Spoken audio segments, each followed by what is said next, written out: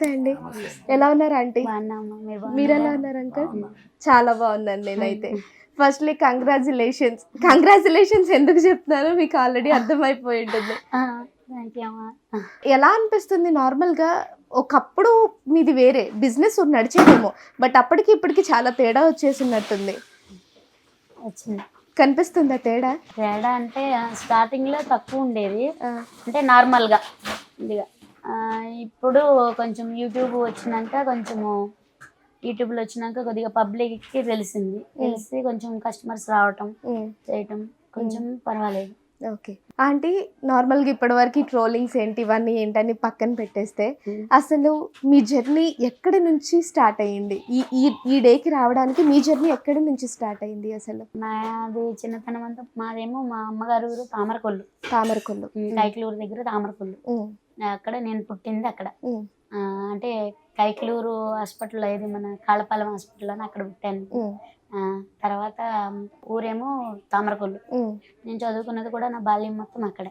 ఏం చదువుకున్నారు? 4th class ZPH school, government school. 4వ తరగతి వరకు చదువుకున్నాను. ఇక తర్వాత అక్కడి నుంచి ఇక 4వ తరగతి అయిపోయిన కానీ కొంచెం ఇంట్లో ప్రాబ్లమ్స్, కొంచెం అమ్మ వాళ్ళది కూడా కొంచెం లేని కుటుంబం, అంటే పర్వాలేదు కానీ ఇక కొంచెం ప్రాబ్లమ్స్ వల్ల పరిస్థితులు బాగోక ఇదైంది. దాని తర్వాత ఇక అమ్మ వాళ్ళతో పాటు కూడా నేను కూడా పొలం వెళ్ళటం, అంటే అమ్మకు కొంచెం హెల్త్ బాగాలేదు అప్పుడు, మరి అమ్మకి సహాయత ఉండాలి కదా. అందుకే నేను అమ్మకి సహాయత ఉండడం కోసం నేను ఇక చదువుకోకుండా కూడా మళ్ళీ చదువుకోమంది, మళ్ళీ నా గురించి నువ్వు ఇది చేయొద్దని చెప్పి గవర్నమెంట్ స్కూల్కైనా వెళ్ళమంది. తర్వాత అమ్మకి కొంచెం సిజేరియన్ పడింది, ఆపరేషన్, గర్భసంచి తీసేశారు. తర్వాత మళ్ళీ కొంచెం చిన్న ప్రాబ్లమ్స్ కూడా వచ్చినాయి అమ్మకి. ఇక అమ్మ కోసం ఇక నేను పోవాల్సి వచ్చింది. అక్క ఏమో హాస్టల్లో ఉండి చదువుకుంది. మీరిద్దరా ఆంటీ? అన్నయ్య, అక్క, నేను. ఓకే. అన్నయ్య ఏమో కైకలూరు సప్తగిరి కాన్వెంట్ స్కూల్లో చదువుకున్నాడు అన్నయ్య. ఇట్లా చదువుకుంటూ పర్వాలేదు మంచిగానే సాగుతుంది. ఇక తర్వాత కొన్ని ప్రాబ్లమ్స్, ఇక ఎంత బతికిన వాళ్ళకైనా కొన్ని ప్రాబ్లమ్స్ వస్తాయి కదా, అట్లా కొంచెం ప్రాబ్లమ్స్ వల్ల అమ్మ వాళ్ళకి చితికిపోయారు కొంచెం. ఇక తర్వాత ఇక మరి తోడు ఉండాలి కదా అమ్మ వాళ్ళకి, ఎవరో ఒకళ్ళు. ఇంకా అక్కకి పొలం పనులు అవి అన్నీ రావు, ఇక ఇంట్లో అన్ని పనులు అక్కే చూసుకునేది. ఇంటి పని మొత్తం ఆవిడ చూసుకునేది. ఇంటి పని మొత్తం ఇక అక్క కూడా ఇక చదువు మానేసింది. ఇంకా అక్క కూడా 9th వరకు బయట ఉన్నారు. మా పెద్దమ్మ గారు అమ్మాయి. మా అక్క పేరు నాగసుశీల పేరు. అయితే అది కూడా మానేసింది, అక్క కూడా మానేసి ఇక అమ్మకి ఇంట్లో అన్ని అమ్మ, నేనేమో పొలం పనులు. ఇంకట్లా నేనేమో వ్యవసాయం చేయలేను. అన్నయ్య బాగా చదివాడు, అంటే మా పిల్లోడు కదా. ఇక అప్పుడు ఏంటంటే ఆడపిల్లకి అక్షరం ముక్క ఊరినే రాసుకోవడానికి చాలు కదా, ఇక అన్నయ్య తోటే ఉండేవాళ్ళు అప్పుడు.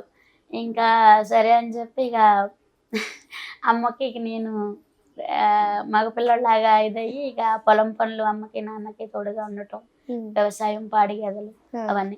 ఇంట్లో పని అంటే మాత్రం వంట కానించి మొత్తం ఇంట్లో పని అయితే అసలు నేను ఏది చేసేదాన్ని కాదు, అసలు వంట పనే తెలియదు అసలు. మొత్తం పొలం పని ఇంకా ఊడ్చి ముగ్గి పెట్టడం అంతే, అలా కొట్టి ముగ్గేయడం అంతే. ముగ్గులు మాత్రం బాగా వేస్తా, ముగ్గులు అవి మాత్రం బాగా వచ్చు. అక్క ఇంకా బాగా వేస్తుంది ముగ్గులు, అమ్మ కూడా. ఇంకా అట్లా ఇది సాగుతుండగా పరిస్థితులు బాగోక ఇట్లా ఇదైతే మా మేనత్త వాళ్ళు కొన్నిపళ్ళు ఉంటారు, మా బాబాయ్ వాళ్ళు. ఇట్లా బాగాలేదు కదా అని అక్కడికి తీసుకొచ్చారు కొన్నిపడు.